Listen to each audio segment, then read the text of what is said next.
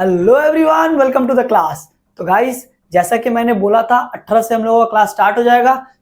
ये रहा हम लोगों का कॉस्टिंग का सबसे पहला वीडियो।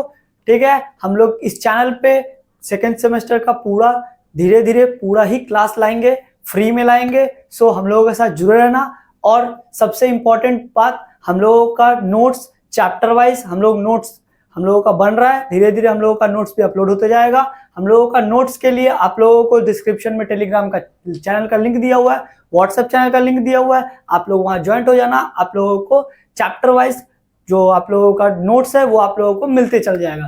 ठीक है, चलो स्टार्ट करते हैं आज का हम लोगों का पहला introduction class. Let's get started.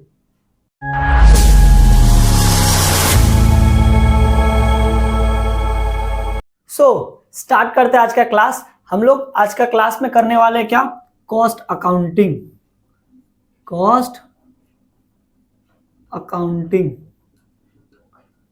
ये 1 है, कॉस्ट अकाउंटिंग 1 है। सेकेंड सेमेस्टर में कॉस्ट अकाउंटिंग 1 हम लोगों का पहला बार कॉस्ट आया है। मैं ये मान के चल रहा हूँ क्लास 11-12 में आप लोग कॉस्ट करके नहीं आए हो। हम लोग एकदम बेसिक, एकदम नीचे से जड़ से स्टार्ट करेंगे।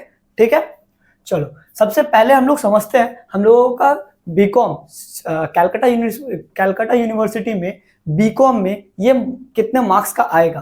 तो कॉस्ट अकाउंटिंग पूरा 100 मार्क्स का पेपर है।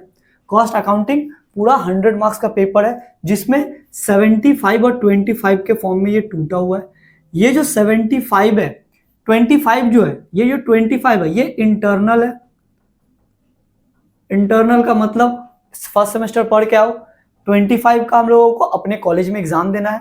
और 75 ये अवे एग्जाम होगा, हम लोगों को अवे सेंटर में जाना है। कॉस्टिंग का पेपर हम लोगों को दूसरे कॉलेज में जाके इसका एग्जाम देना पड़ेगा। ठीक है, कॉस्ट अकाउंटिंग 100 मार्क्स का पेपर है। इसके साथ ही ये नॉन एमसीक्यू पेपर है, ये पूरा ही नॉन एमसीक्यू पेपर है। तो ये हम लोगों को पूरा ही लिखना पड़ेगा, ये पूरा ही लिखना पड़ेगा। ठीक है, चलो अब हम लोग देखते हैं इसमें हम लोगों को पढ़ना क्या क्या है। हम लोगों को इसमें पढ़ना क्या क्या है, हम लोगों को इसमें टोटल 5 चैप्टर पढ़ना है। सबसे पहला जो चैप्टर है वो है इंट्रोडक्शन, जो कि हम लोग आज इस क्लास में स्टार्ट कर देंगे। ठीक है, सबसे पहला चैप्टर इंट्रोडक्शन, जिसमें हम लोगों को पता चलेगा कॉस्ट क्या होता है, कॉस्टिंग क्या होता है, कॉस्ट अकाउंटिंग क्या होता है, कॉस्ट अकाउंटेंसी क्या होता है, सबके बीच में क्या डिफरेंस है, क्यों करते हैं कॉस्ट अकाउंटिंग।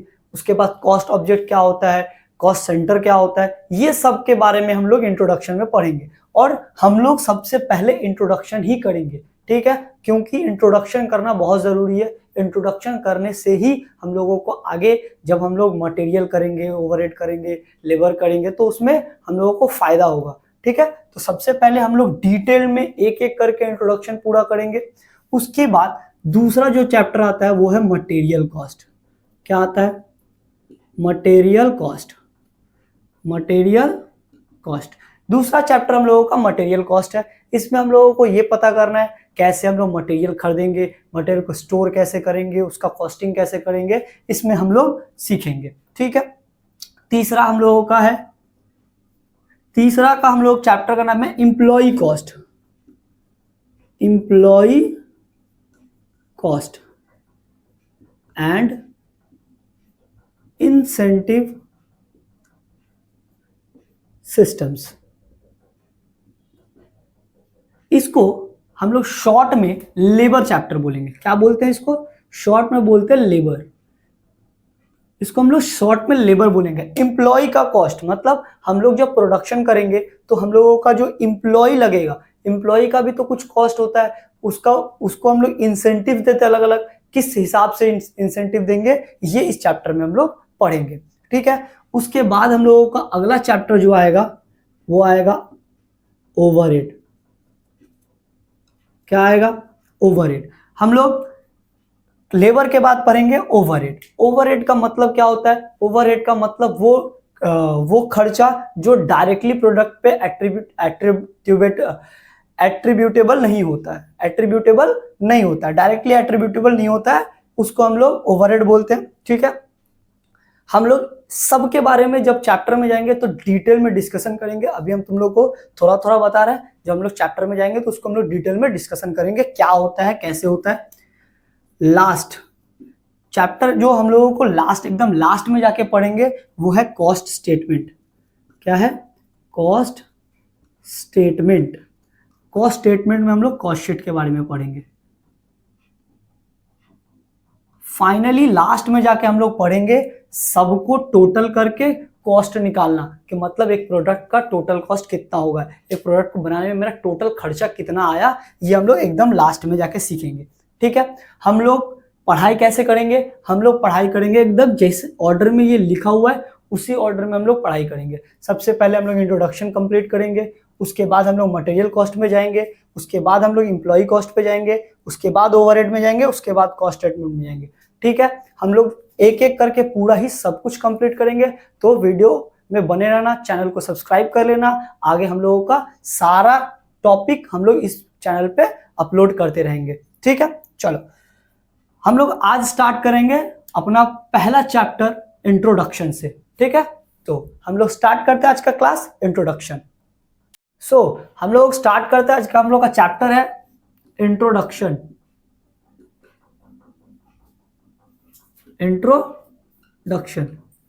इंट्रोडक्शन चैप्टर करना बहुत ही जरूरी है, क्योंकि आगे जो भी चैप्टर हम लोग करेंगे, न्यूमेरिकल्स करेंगे, उसके लिए हम लोगों को सब कुछ डिटेल में जानना बहुत जरूरी है। ठीक है, तो इंट्रोडक्शन में सबसे पहले जो हम लोग करेंगे वो करेंगे, सबसे पहले जानेंगे कि कॉस्ट क्या होता है। सबसे पहले जानते हैं कॉस्ट होता क्या है। What is cost? कॉस्ट किसको बोलते हैं? तो कॉस्ट बेसिकली बोला जाता है प्रोडक्ट मैन्युफैक्चर करने में लगने वाला खर्चा। मतलब कोई भी प्रोडक्ट को, एक नया प्रोडक्ट को मैन्युफैक्चर करने में और सर्विस को रेंडर करने में,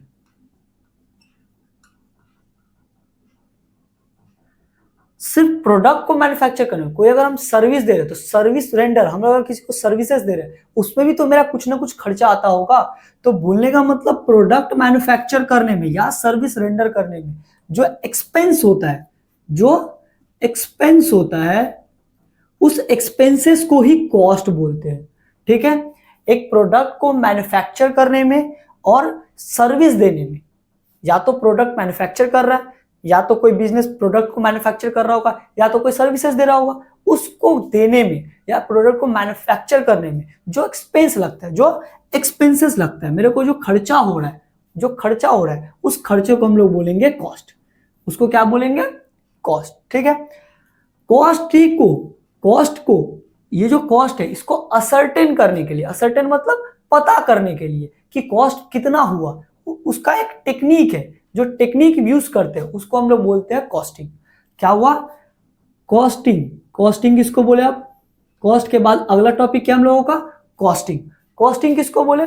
costing is a technique of ascertainment of cost. मतलब कॉस्ट को असर्टेन करने का, कॉस्ट को पता करने का जो टेक्निक है, जो प्रोसेस है, उसी को हम लोग कॉस्टिंग बोलते हैं। ठीक है, क्या बोले?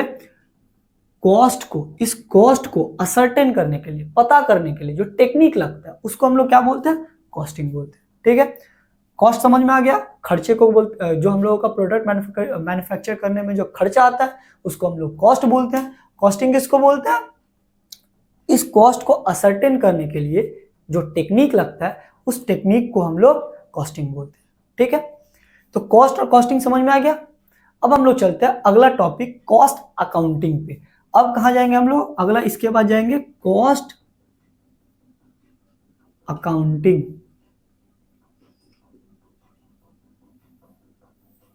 क्या होता है कॉस्ट अकाउंटिंग? बात समझना, ये जो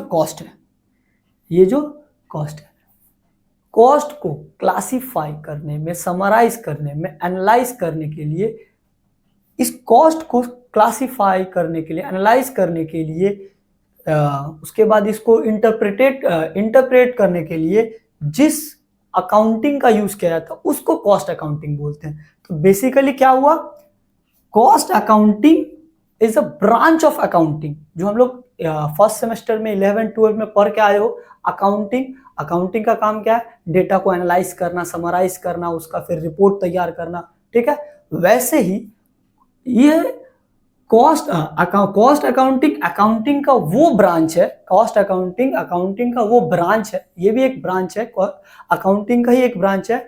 अकाउंटिंग का वो ब्रांच है जिसमें जिसमें किसी भी प्रोडक्ट का कॉस्ट का क्लासिफिकेशन होता है, समराइजेशन होता है, एनालिसिस होता है, उसके ऊपर उसका रिपोर्ट तैयार होता है, ठीक है, उसको हम लोग कॉस्ट अकाउंटिंग बोलते हैं, ठीक है। इसका डेफिनेशन है, it is a branch of accounting dealing with the classification, recording, allocation, summarization and reporting of current and prospective cost, ठीक है। वही जो बोले अभी हम, कॉस्ट अकाउंटिंग क्या है? कॉस्ट अकाउंटिंग अकाउंटिंग का वो ब्रांच है जिसमें कॉस्ट का क्लासिफिकेशन, समराइजेशन, एनालिसिस ये सब किया जाता है, ठीक है।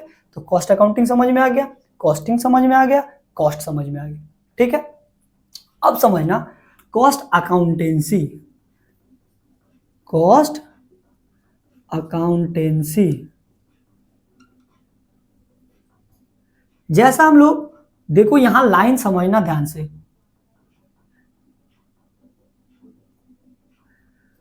कॉस्ट से कॉस्टिंग बना, कॉस्ट को निकालने का जो तरीका है वो कॉस्टिंग हुआ, कॉस्ट से कॉस्ट अकाउंटिंग निकला, मतलब कॉस्ट को हम लोगों को कॉस्ट को एक प्रॉपर फॉर्म में बनाने के लिए, समराइज करने के लिए, फिर जो भी प्रॉपर फॉर्म में उसको दिखाने के लिए हम लोगों को कॉस्ट अकाउंटिंग का जरूरत पड़ता है। अब इस कॉस्ट अकाउंटेंसी में हम यहाँ क्यों दाग किए? क्योंकि कॉस्ट अकाउंटेंसी बेसिकली बोला जाता है, वो cost accountancy is an book of knowledge, जो हम लोगों को ज्ञान देता है। क्या? कॉस्ट अकाउंटेंसी वो ज्ञान देता है कैसे इस कॉस्ट अकाउंटिंग को किया जाएगा, कैसे इस कॉस्ट अकाउंटिंग को किया जाएगा। कॉस्ट अकाउंटिंग में जो हम लोगों को क्लासिफिकेशन करना है, हम लोगों को एनालिसिस करना है, हम लोगों को समराइजेशन करना है, हम लोगों को रिपोर्ट तैयार करना है, इसका जो मेथड होगा, इसका जो टेक्निक होगा, ये कौन बताएगा हमको? ये हम लोगों को कॉस्ट अकाउंटेंसी बताएगा, ठीक है। कॉस्ट अकाउंटेंसी क्या करेगा? हम लोगों को कॉस्ट अकाउंटिंग करने का मेथड देगा, टेक्निक देगा, ठीक है। कौन देगा? Cost accountancy. ये बुक ऑफ नॉलेज है, ये ज्ञान देता है। ये क्या करता है? ये ज्ञान देता है। किस चीज का ज्ञान देता है? कॉस्ट अकाउंटिंग को करने का ज्ञान देता है, किस तरह से तुमको करना है। ये रोड बताता है, भैया कॉस्ट अकाउंटिंग कर रहे हो, इस तरह से करो, ये रूल करो, ये रूल है तुम्हारा, ये टेक्निक है, ये मेथड है, ये कॉस्ट अकाउंटेंसी बोलता है, ठीक है। कॉस्ट अकाउंटिंग क्या करता है? कॉस्ट अकाउंटिंग कॉस्ट को सही से क्लासिफाई करता है, उसको एनालाइज करता है, सही से देखता है कहाँ का कॉस्ट है, कहाँ जाना चाहिए, कितना जाना चाहिए, ठीक है। उसके बाद उस हिसाब से एक रिपोर्ट तैयार होता है, जिससे हम लोगों को आगे जाके कॉस्ट कंट्रोल करने में, कॉस्ट रिडक्शन करने में मदद मिलता है, ठीक है। कॉस्ट क्या होता है? कॉस्ट बेसिकली हम लोगों का कोई भी प्रोडक्ट को जो मैन्युफैक्चर करते हैं उसमें जो खर्चा होता है उसको कॉस्ट बोलते हैं। और कॉस्टिंग क्या होता है? इस कॉस्ट को असर्टेन करने के लिए जो टेक्निक लगता है उसको हम लोग कॉस्टिंग बोलते हैं, ठीक है। तो बेसिक जो cost, costing, cost accounting, cost accountancy, ये चारों समझ में आ गया। चलो अब हम लोग आगे चलते हैं। अब हम लोग देखते हैं ऑब्जेक्टिव क्या है कॉस्ट अकाउंटिंग का। हम लोग पढ़ क्या रहे हैं? हम लोग का जो चैप्टर है, हम लोग का जो सब्जेक्ट है वो है कॉस्ट अकाउंटिंग, ठीक है। हम लोग क्या पढ़ेंगे अभी? Cost accounting. कॉस्ट अकाउंटिंग का ऑब्जेक्टिव क्या है, क्यों करते हैं कॉस्ट अकाउंटिंग, हम लोग क्यों तैयार करेंगे, क्यों बनाएंगे, ये अभी हम लोग देखेंगे, ठीक है। सो हम लोग आगे बढ़ते हैं। हम लोगों का अगला जो टॉपिक है वो है objective of cost accounting. Cost accounting का जरूरत क्यों पड़ता है? एक कंसर्न में, एक ऑर्गेनाइजेशन में कॉस्ट अकाउंटिंग क्यों करेगा, कॉस्ट अकाउंटिंग का क्या जरूरत है, ये हम लोग पता करेंगे, ठीक है। ये हम लोगों का कॉस्ट ऑब्जेक्टिव है, कॉस्ट अकाउंटिंग का ऑब्जेक्टिव है। ये तुम लोगों को लिखने का जरूरत नहीं है, हम लोगों का नोट्स तैयार है। नोट्स तुम लोगों को टेलीग्राम चैनल पे मिल जाएगा, व्हाट्सएप चैनल का लिंक दिया हुआ है, सब डिस्क्रिप्शन बॉक्स में दिया हुआ है, जाओ ज्वाइन हो जाओ, वहां पे तुम लोगों को नोट्स मिल जाएगा, ठीक है। चलो, कॉस्ट अकाउंटिंग का ऑब्जेक्टिव क्या है? कॉस्ट अकाउंटिंग का सबसे पहला जो ऑब्जेक्टिव होता है वो होता है असरटेनमेंट ऑफ कॉस्ट। क्या है? Ascertainment of cost. क्या होता है असरटेनमेंट ऑफ कॉस्ट? अभी हम लोग देख क्या है, कॉस्ट को असरटेन करना एक बहुत जरूरी काम होता है हम लोगों को मैन्युफैक्चरिंग कंसर्न में। कोई भी अगर प्रोडक्ट मैन्युफैक्चरिंग का बिजनेस है मेरा, तो वहां पे सबसे जरूरी काम क्या होता है? प्रोडक्ट का कॉस्ट असरटेन करना। एक प्रोडक्ट में क्या क्या खर्चा लग रहा है, एक प्रोडक्ट में कितना खर्चा लग रहा है, ये असरटेन करने का काम कॉस्ट अकाउंटिंग करता है। कितना खर्चा हो रहा है एग्जैक्टली एक प्रोडक्ट का प्राइस पर यूनिट कितना आना चाहिए, ये कॉस्ट अकाउंटिंग हम लोगों को करके देगा। इससे हम लोगों को कॉस्ट अकाउंटिंग का जो रूल रेगुलेशन जो मेथड है उससे हम लोगों को पता चलेगा कि एक्चुअल प्राइस पर यूनिट कितना आएगा। एक एग्जांपल लेते हैं, लेट्स से मेरा कोई प्रोडक्ट है, मेरा जो कोई बिजनेस है जिसमें मेरा 90,000 का खर्चा हो रहा है। कितना खर्चा हो रहा है? 90,000 का। और वहां पे ना मेरा 3 टाइप का प्रोडक्ट बन रहा है ना, जिसमें एक में बहुत ज्यादा मटेरियल लगता है, एक में बहुत ज्यादा लेबर लगता है, एक में बहुत ज्यादा ओवरहेड लगता है ना। अगर हम लोग लेट्स से अगर हम लोग इसमें हम लोग मटेरियल वाला में अगर मेरा मटेरियल का कॉस्ट बहुत ज्यादा है, लेट्स से मटेरियल का कॉस्ट बहुत ज्यादा, लेबर और ओवरहेड बहुत कम दाम में हमको हो जा रहा है, लेकिन अगर 90,000 को हम लोग इक्वली हर प्रोडक्ट में बांट दे, तो फिर क्या होगा, जिसमें ज्यादा खर्चा हुआ होगा ना, जो मटेरियल का कॉस्ट ज्यादा होगा, जिसमें ज्यादा मटेरियल लगा होगा, वो प्रोडक्ट का कॉस्ट बहुत कम दिखेगा, और इसमें जिसमें कम खर्चा हुआ है उसमें बहुत ज्यादा दिखेगा कॉस्ट। तो ये वाला जो है ना वो प्रॉब्लम दे देगा आगे जाके जब हम लोग प्राइस डिटरमाइन करेंगे तब। ठीक है, तो इसी के लिए हम लोगों को कॉस्ट पर यूनिट, प्राइस नहीं, कॉस्ट पर यूनिट डिटरमाइन करना बहुत ज्यादा इंपॉर्टेंट हो जाता है हम लोगों को अगर सेल करना है। अगर सही कॉस्ट प्राइस हम लोग कोट नहीं कर पाएंगे, हम लोगों को सही कॉस्ट पता नहीं चलेगा, तो हम लोग सही से मार्केट में सामान उतार नहीं पाएंगे। अगर सही दाम पे हम लोग बेचेंगे नहीं, मेरा कॉम्पिटिटिव मार्केट में बहुत ज्यादा कंपटीशन है, वहां पे अगर हम लोग सही प्राइस नहीं रखेंगे तो हम लोगों का जो प्रोडक्ट है वो चलेगा नहीं। तो ये बहुत इंपॉर्टेंट एस्पेक्ट है कॉस्ट अकाउंटिंग का कि भैया असर्टेनमेंट ऑफ कॉस्ट को असर्टेन करने का काम कॉस्ट अकाउंटिंग से होता है। दैट्स वाई ये फर्स्ट एंड फॉरमोस्ट ऑब्जेक्टिव है कॉस्ट अकाउंटिंग का, क्या? Ascertainment of cost.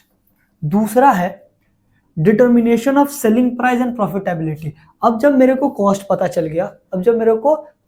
चल जाएगा, कॉस्ट पता करने के बाद उसमें जो मेरा मार्जिन है, जो मेरा प्रॉफिट है, वो जोड़ देंगे। लेट्स से कोई प्रोडक्ट है, प्रोडक्ट ए जिसमें मेरा 1,000 रुपए का खर्चा हुआ है, 1,000 रुपए का कॉस्ट इनकर्ड हुआ है, कॉस्ट लगा है। हम उसमें अपना जो प्रॉफिट मार्जिन है उसको अगर जोड़ दे 200 रुपए का, लेट्स से 200, तो मेरा 1,200 रुपया सेलिंग प्राइस निकल जाएगा क्या? तो मतलब कॉस्ट अकाउंटिंग मदद करता है सेलिंग प्राइस डिसाइड करने में। याद रखना, सेलिंग प्राइस कॉस्ट पे तो डिपेंड करता ही है, साथ में एक्सटर्नल फैक्टर पे भी करता है, लेकिन अगर मेरा कॉस्ट का ही पता नहीं होगा तो एक्सटर्नल फैक्टर रहने से भी मेरा गलत सेलिंग प्राइस निकलेगा। तो हम लोगों को अगर मेरा सही से कॉस्ट पता होगा तो हम लोग सेलिंग प्राइस डिसाइड करना मेरे लिए बहुत ज़्यादा इजी हो जाता है। और सेलिंग प्राइस जब डिसाइड हो जाएगा तो उससे मेरे को प्रॉफिटेबिलिटी पता चल जाएगा कि मेरा कंपनी या मेरा जो प्रोडक्ट है वो मेरे को कितना प्रॉफिट करके दे रहा है, ठीक है। अगला होता है कॉस्ट रिडक्शन। अगला क्या होता है? कॉस्ट रिडक्शन और कॉस्ट कंट्रोल। इसको हम लोग एक साथ देखेंगे। कॉस्ट रिडक्शन क्या होता है, कॉस्ट कंट्रोल क्या होता है, इसको थोड़ा ध्यान से देखना। एक है कॉस्ट रिडक्शन, एक है कॉस्ट कंट्रोल। पहले देखो कॉस्ट कंट्रोल क्या होता है। कॉस्ट कंट्रोल बेसिकली होता है डिसिप्लिन में एक्सपेंस करना। क्या होता है? डिसिप्लिन में एक्सपेंस करना, अननेसेसरी खर्चा नहीं करना कॉस्ट कंट्रोल का काम है।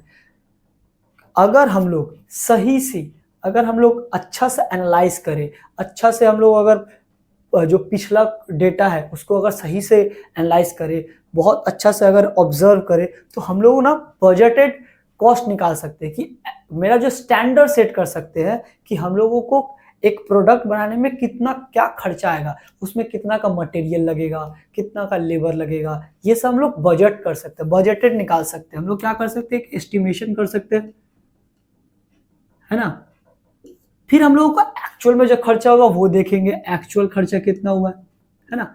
एस्टिमेशन किए कि लेट से इस प्रोडक्ट पे इतना इतना खर्चा होगा। लेट से हम लोग चाय बना रहे हैं, टी स्टॉल ही खोल के रखे हैं, है ना, तो हम लोग ये मान के चलते हैं कि मेरा दूध जो मिल्क है वो 10 रुपया करके देगा, मेरा जो गैस है उसमें महीना का 900 रुपया खर्चा होगा, मेरा जो शुगर है उसमें महीने का 1000 रुपया खर्चा होगा। ये हम लोग एस्टिमेट किए, ये क्या किए, एस्टिमेट कि इतना खर्चा हो सकता है। एक्चुअल में जब देखे मार्केट में जाके तो हो सकता है ये 900 का 1200 लग गया, ये 1000 का 800 में ही हो गया, है ना। तो ये जो चेंजेस आया है, ये जो चेंजेस आया क्यों आया, ये भी हम लोगों को कॉस्ट अकाउंटिंग देखना बताता है कि क्यों आया। अगर ये हम लोग देखते रहेंगे हरदम कि ये हम लोगों का एस्टिमेशन था, इतना चेंज आया, तो ये क्या होता है, इसमें अननेसेसरी खर्चा बहुत कम हो जाता है, क्योंकि हरदम हम लोग देख रहे हैं कि मेरा डेविएशन क्यों आ रहा है ना। अगर इसको हम लोग छोड़ दे एकदम ही तो मेरा अननेसेसरी खर्चा बढ़ने लगेगा, मेरा अननेसेसरी खर्चा बढ़ने लगा तो मेरा जो कॉस्ट पे कंट्रोल है ना वो चल जाएगा। ठीक है, तो बेसिकली जो कॉस्ट है, कॉस्ट को मेरे को डिसिप्लिन में खर्चा करना, अननेसेसरी खर्चा नहीं करना, ये कॉस्ट कंट्रोल का पार्ट है। ये भी हम लोगों को कॉस्ट अकाउंटिंग मदद करता है कॉस्ट कंट्रोल करने में। ठीक है, कॉस्ट कंट्रोल करने में क्यों, क्योंकि कॉस्ट अकाउंटिंग से मेरे को स्टैंडर्ड पता चलता है, मेरे को एस्टिमेशन पता चलता है कि कहाँ तक मेरे को खर्चा कर सकते हैं, एक प्रोडक्ट में कितना खर्चा होना चाहिए। उसके बाद हम लोग एक्चुअल परफॉर्मेंस देखते हैं मेरा कितना खर्चा हुआ है। अब जो स्टैंडर्ड है, जो एक्चुअल है, उसमें डिफरेंस अगर आया, क्यों आया, ये देखेंगे। ठीक है, तो कॉस्ट कंट्रोल मेरे को कॉस्ट अकाउंटिंग से कॉस्ट कंट्रोल कर सकते हैं। अच्छा, कॉस्ट रिडक्शन क्या होता है? कॉस्ट रिडक्शन ना परमानेंट किसी कॉस्ट का एलिमिनेट हो जाना। मतलब लेट से एक चाय का कप बनाने में मेरे को 10 का कॉस्ट आता था, कितना का कॉस्ट आता था, 10 का, अब ना मेरा 9 का कॉस्ट आ रहा है, कितना का, 9 का, ये परमानेंटली अब 9 का कॉस्ट आ रहा है। ये जो कमाने का जो टेक्निक है जिससे वो 1 रुपया कमेगा, ये कॉस्ट अकाउंटिंग हमको बोलेगा किस तरह से, क्या वो टेक्निक है जिससे 1 रुपया कम के हम 9 रुपया पे आ पाए। मतलब हम लोगों का जो कॉस्ट पहले से लग रहा है उससे कैसे हम लोग कम जाए, हम लोग किस तरह से कॉस्ट को रिड्यूस कर पाए। ठीक है, लेकिन शर्त ये है कि हम लोग क्वालिटी को हैम्पर नहीं करेंगे। मेरा जो क्वालिटी ऑफ प्रोडक्ट है, जो प्रोडक्ट का जो एक्चुअल क्वालिटी है, उसको बिना हैम्पर किए किस तरह से, क्या वो बोल सकते हैं एथिकल वे है, या फिर क्या वो अच्छा रास्ता है, गुड वे है, जिससे हम लोग वो जो कॉस्ट है उसको रिड्यूस कर पाए बिना क्वालिटी को हैम्पर किए। ठीक है, परमानेंटली रिड्यूस कर पाए, ये कॉस्ट रिडक्शन, इसको हम लोग कॉस्ट रिडक्शन बोलते हैं। ये भी हम लोगों को कॉस्ट अकाउंटिंग हेल्प करता है इसमें। ठीक है, कॉस्ट अकाउंटिंग से अगर सही से हम लोगों को कॉस्ट के बारे में पता चले, किससे हम लोगों को पता चल, हम लोग अगर सही से कॉस्ट के क्लासिफिकेशन करें, अगर देख पाए कि कौन सा कॉस्ट नहीं करने से भी चल जाएगा, तो वो वाला जो कॉस्ट है वो हट सकता है, हटेगा तो क्या होगा, मेरा जो पर यूनिट कॉस्ट है उसमें भी रिडक्शन हो सकता है। ठीक है, at last assisting in the decision making, जब मेरे पास असर्टेनमेंट ऑफ कॉस्ट हो जाएगा, सेलिंग प्राइस आ जाएगा, रिडक्शन मेथड हो जाएगा, कंट्रोल हो जाएगा, और उसके बाद कॉस्ट अकाउंटिंग का जो सबसे ज़रूरी या फिर बोल सकते हैं जो मेन काम होता है, ये होता है भैया सही से अगर हम लोग कॉस्ट के बारे में एनालाइज करें, क्लासिफाई करें, तो मेरे को आगे जाके फ्यूचर रिलेटेड प्लानिंग करने में, मेरे को जो आगे जाके मेरे को कोई अगर काम करना है, जॉब लेना है, जॉब मतलब मेरे को कोई ऑर्डर लेना है, तो मेरे को आगे जाके सेलिंग प्राइस डिसाइड करना है, मेरे को कितना प्रॉफिट रखना है, मार्केट में कितना मेरा कॉस्ट जाने वाला है, ये सब का जो प्लानिंग है ये करने में, डिसीजन मेकिंग में हेल्प करता है। ये क्या करता है कॉस्ट अकाउंटिंग, डिसीजन लेने में मेरे को हेल्प करता है। ठीक है, कॉस्ट अकाउंटिंग मेरे को वो डिसीजन लेने में हेल्प करता है कि किस तरह से हम लोग आगे वाले को अप्रोच करेंगे, मेरे को प्लानिंग कैसे होगा, मेरा कॉस्ट किस तरह से आगे जाके मेरा किस प्रोडक्ट पे कितना कॉस्ट लगने वाला है, ये सब डिसीजन मेकिंग में कॉस्ट अकाउंटिंग हेल्प करता है। ठीक है, तो आज हम लोग थोड़ा छोटा क्लास किए क्योंकि हम लोगों को धीरे धीरे आगे बढ़ना है। ठीक है, हम लोग पूरा ही कवर करेंगे, धीरे धीरे करेंगे, अच्छे से समझ के करेंगे। ठीक है, तो आज हम लोग कुछ डेफिनेशंस देखे, ऑब्जेक्टिव ऑफ कॉस्ट अकाउंटिंग देखे। ठीक है, मिलते हैं अगले क्लास में सेम टाइम में। कल वीडियो आ जाएगा, तुम लोग वीडियो को देखना, पूरा देखना, अच्छा लगे तो दोस्तों तक शेयर करना। और सबसे इंपॉर्टेंट चीज, अगर तुम लोगों को नोट्स चाहिए, टेलीग्राम चैनल का लिंक दिया हुआ है, व्हाट्सएप चैनल का लिंक दिया हुआ है, जाओ ज्वाइन हो जाओ, वहां पे तुम लोगों को नोट्स भी मिल जाएगा। ठीक है, मिलते हैं कल, तब तक के लिए बाय बाय।